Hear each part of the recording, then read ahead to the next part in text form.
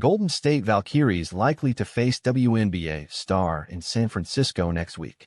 Caitlin Clark is expected to be in the lineup Saturday when the Indiana Fever hosts the reigning WNBA champion New York Liberty. The Golden State Valkyries and fans at Chase Center will likely see Indiana Fever star Caitlin Clark next week after all.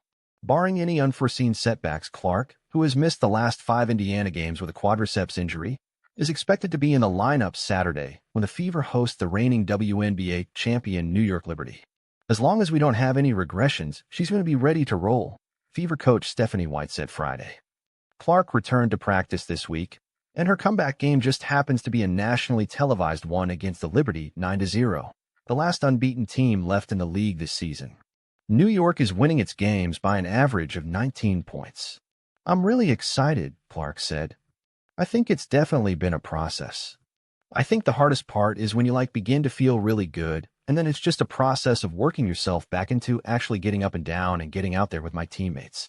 Clark, the reigning WNBA Rookie of the Year, hasn't played since May 24th, and the Fever announced 3 days later that they would be without the standout guard for at least 2 weeks as she dealt with a strained left quad.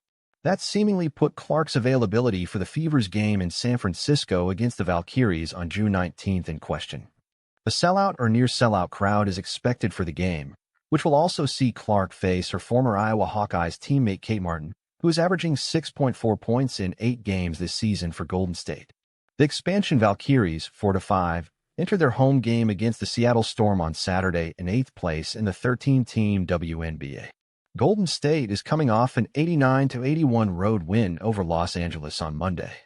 The Fever, 4-5, went 2-3 in Clark's absence.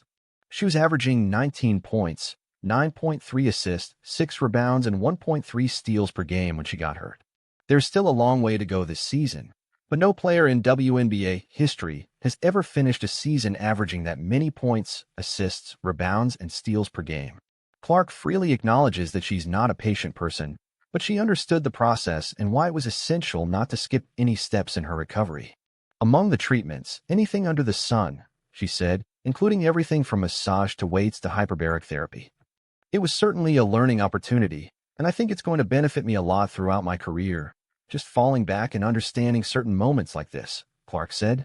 But I'm super excited. I'm antsy to get out there and probably shake off a little bit of rust and then play.